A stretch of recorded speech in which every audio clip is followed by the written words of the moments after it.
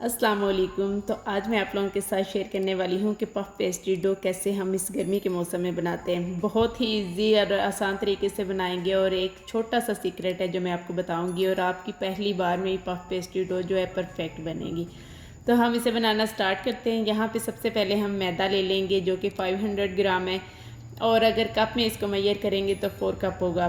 इसके अलावा 1 table spoon चीनी और 1 टीस्पून नमक ऐड करेंगे। 4 टेबलस्पून हम इसमें ऐड करेंगे कुकिंग ऑयल और इसके अलावा हम एक अदद अंडा ऐड करेंगे। अगर आप एगलेस बनाना चाहते हैं तो अंडे को स्किप कर दें। अगर आप एग के साथ बनाना चाहते हैं तो मुझे एग में ही जो डो रेडी होती है बहुत सॉफ्ट और बहुत यमी लगती है, इसलिए मैं अंडा ऐड करती हूँ। तो नॉर्मल टैप वाटर से हम इसको गूंद लेंगे। पानी ना तो ठंडा है ना गर्म है, नॉर्मल मैंने टूटी से लिया और उसी से मैं इसको गूंद रही हूँ। अब डो जो है वो ना तो बहुत सॉफ्ट रखनी है आप लोगों ने, ना ही बहुत ज़्यादा हार्ड रखनी है, मीडियम हार्ड करनी है। थोड़ी सी सख्त होनी चाहिए, जिस तरह हम थोड़ा सख्त आटा गूंदते हैं उसी तरह की बस हो।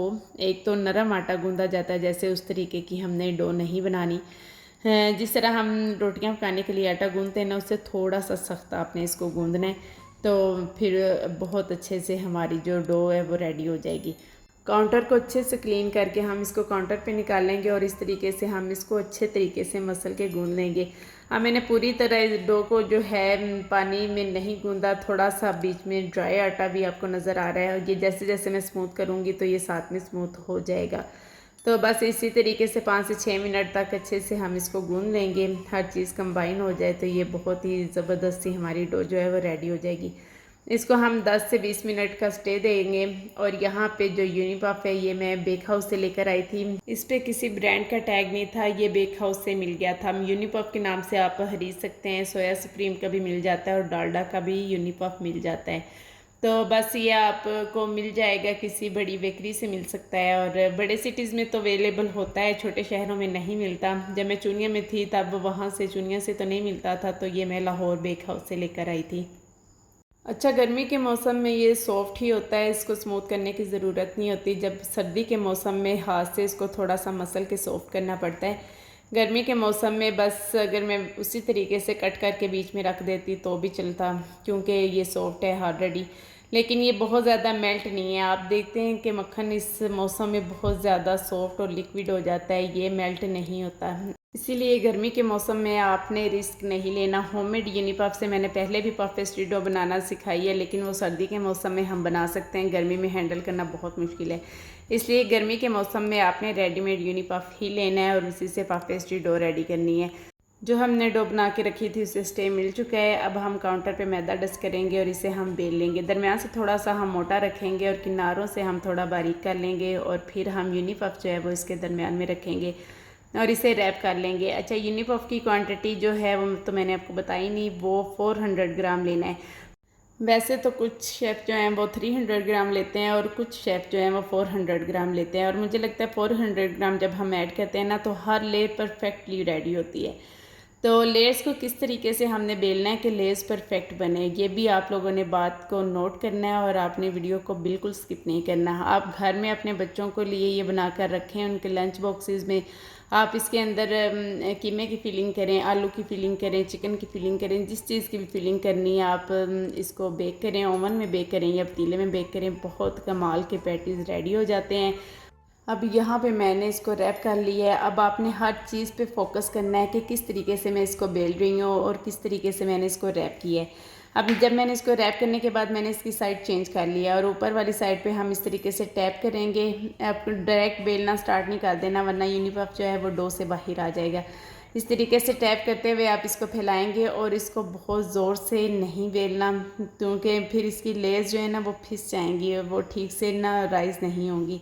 जितना ये इजीली फैल सकते हैं ना उतना इसको फैलाना है। रोलिंग पिन को बस सॉफ्टली ऊपर हम घुमाते जाएंगे तो ये खुद ही स्प्रेड होता जाएगा। अब दोनों साइड चेंज कर करके इसको करते जाना है। अब यहाँ पे जो बात सबसे ज़्यादा गौर करने वाली वो ये है कि जो लेयर्स वाली साइड है वो नीचे करनी है और प्लेन साइड ऊपर वाली साइड पे करनी है। जब हमने उसको तय किया था तो जो ऊपर वाली साइड थी वो उसको अब हम नीचे रखेंगे और जो प्लेन साइड थी उसको अंदर वाली साइड पे हमने फोल्ड करना है। ये सबसे इम्पोर्टेंट बात है, अगर ये काम आप कर लेंगे ना तो फिर आपकी जो डो है वो इसके बाद सेफ़ हो जाएगी। पहली तय जब लगा देंगे तो आपकी डो जो है वो सेफ़ हो जाएगी। अब यहाँ पे आप देख सकते हैं कि एक लेयर इसकी हो चुकी है। एक दफ़ा मैंने इसको फ़ोल्ड कर लिया है। अब इसको रैप करके मैं 15 से 20 मिनट का फिर से रेस्ट दूँगी और उसके बाद हम दोबारा से इसकी इसी तरीके से बेलेंगे और इसकी लेयर लगाएंगे। तकरीबन 1 घंटे का प्रोसेस है। इसको बस रेस्ट देना और फिर से बेलना, और उस दौरान आप बाकी के काम भी कर सकते हैं। एक दफ़ा आपने इसको बेल लिया है, इसको रेस्ट देने के लिए रखें और आप घर के कोई काम कर लें, बच्चों के काम कर लें, और फिर जब इसको 10 से 15 मिनट का रेस्ट आ जाए तो आप इसको दोबारा लें और दोबारा से इस तरीके से इसको बेलेंगे। अब यहाँ पे भी आपने देखना है कि किस तरीके से मैं इसको बेल रही हूँ। एक ही दफ़ा से स्टार्ट नहीं हो जाना, थोड़ा सा हम ऊपर टैप करेंगे, थोड़ी सी साइड चेंज करके दूसरी तरफ से करेंगे ताकि चारों तरफ से इक्वल स्प्रेड हो, इक्वल लेयर्स बने और लेयर्स हमारी जो बननी है वो परफेक्ट बने। जब हम इसको बेक करें तो हर चीज़, हर लेयर अलग अलग से आपको दिखे, अलग अलग से नज़र आए। तो इस तरीके से हमारी जो डो है बहुत अच्छी सी बन जाती है। अब यहाँ पे हमने दोबारा से इसी तरीके से फ़ोल्ड करना है जैसे हमने पहले फ़ोल्ड किया है। बस 2 लेयर्स काफ़ी हैं। आप इस तरीके से जब फ़ोल्ड करेंगे तो आपको तीसरी दफ़ा बेलने की ज़रूरत नहीं पड़ेगी। 2 दफ़ा आपने बेल ली है तो हमारी परफेक्ट पफ पेस्ट्री डो जो तैयार है। इसको 2 महीने तक आप सेव कर सकते हैं इसको फ्रीज़ करके, और जब आपको ज़रूरत पड़े आप इसको निकाल के बाहर रखें। रूम टेम्परेचर पे आने पे इसको बेल लें और इसके अंदर जिस चीज़ की मर्ज़ी फिलिंग करके इसको बेक कर लें। बहुत ही कमाल की चीज़ बनती है। आपकी फैमिली, आपके बच्चे एंजॉय कर सकते हैं। आपके घर में गेस्ट आए हैं तो आप उनके लिए कोई भी चीज़ बना के दे सकते हैं। इसको आप स्वीट में भी बना सकते हैं, इसको नमकीन में भी बना सकते हैं। खारा बिस्किट जो आपको बेकरी से मिलते हैं वो भी आप बेलें और इसको बेक करके वो बिस्किट बना लें। और बकर हनी भी इसी से बनती है। आई होप आपको वीडियो पसंद आई है। तो नेक्स्ट वीडियो तक अल्लाह हाफिज़।